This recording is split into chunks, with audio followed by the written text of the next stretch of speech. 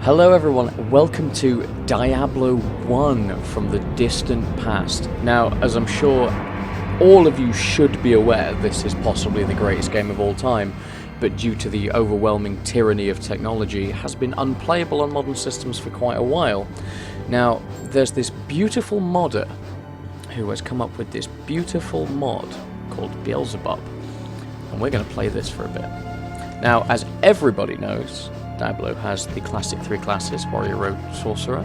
We've also got a barbarian, a necromancer, and assassin, who were all using Game of Thrones sprites. That's fine. What we're going to do, we're going to pick up something a little bit different. We're going to go straight into the barbarian. We're pirate, aren't we? Let's go. Straight away, this is exactly what we want to be looking for. We've got some quality of life improvements, your basic game settings. We set the town walk speed up a little bit.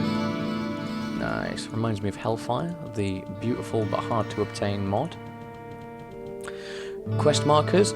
As you can see, we are running at 60 frames a second, and we're running, well, we're scaled at 720p. It will go all the way up to 1920 by 1080, which is truly ridiculous. We've got quest markers. Thank goodness you've returned. Much has changed since you... Nice quests.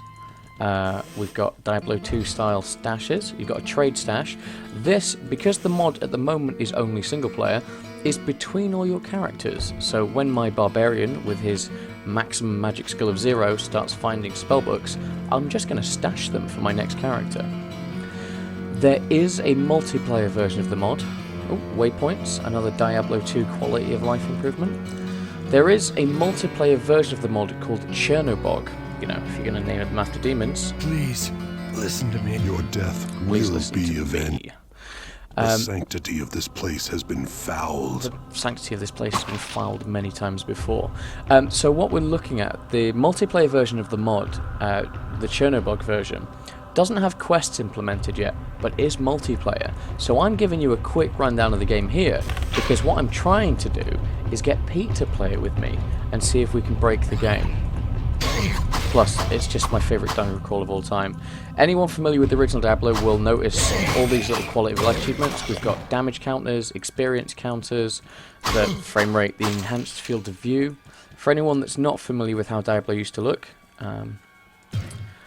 it was a little bit like this. Ooh. Or like this, if you were lucky, it looked like this. Although, at like, I think it ran at 20 frames a second originally, which was kind of disappointing. So as you can see, you can go to some brilliant resolutions. Scaled 720 works for me. I've noticed, as well as all the little quality life improvements, things like bookcases spawn much more often than the original. This is not compatible with Battle.net, but it doesn't need to be. It is enough of its own game, and tickles all the nostalgia without feeling like it's changed anything, like a lot of the very popular total conversion mods that floated around back in the day. I even made one myself, but I'm never going to tell you what it was called, just because it should fade into obscurity. There was an old tool for it, and you could choose all the parameters of the creature. This was not the plan. I'm supposed to show you my favourite game, not get beaten up by it. Can't hit it. There we go. The other thing that's interesting, and character skills. So we start off with one skill, and as you progress in levels, the skills improve, but also you get additional skills to choose from. It's not quite a point-based skill tree. We're not going full Diablo 2 on this, but we don't need to. You can hold Alt and look at all the things on the floor, so you're not walking past expensive magic items like you always would. and they've fixed the heavy nerfing with the old abilities.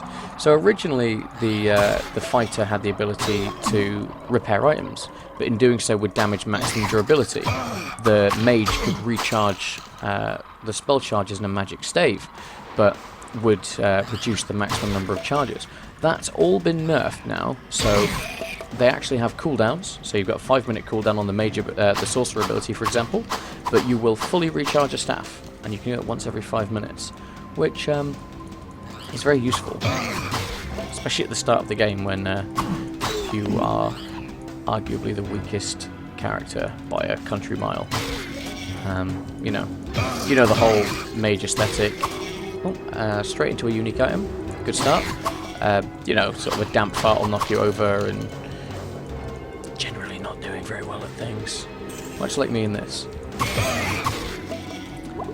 The other thing that I have noticed from playing previously, if I was to find myself a belt, you will get the multiple potion belt. Again, Diablo 2 reference.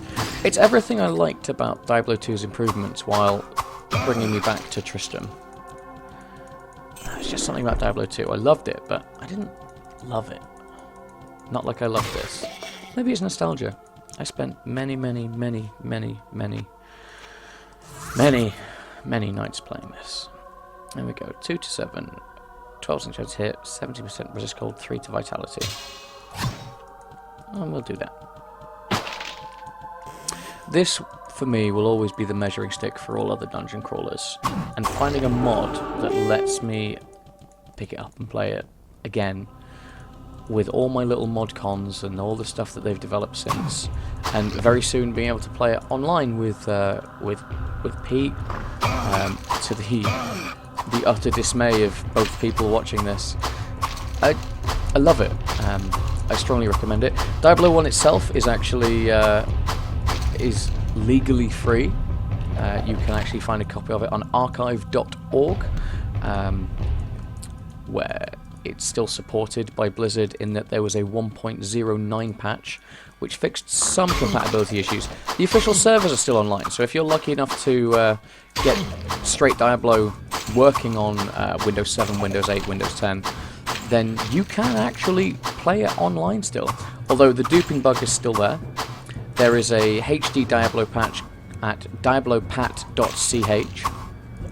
Kudos for fantastic website naming, which I didn't get on with. I didn't like the window scaling particularly well. But that is actually fully compatible with Battle.net, so you can just pick that up and play straight away. Or you can fall in love with the Belzebub mod, pick up the Chernobog mod and support that. I say support it, he's not asking for any money. I don't even know if you can give him money, but you can support that and just put up with the little quirks for now, like the lack of multiplayer quests.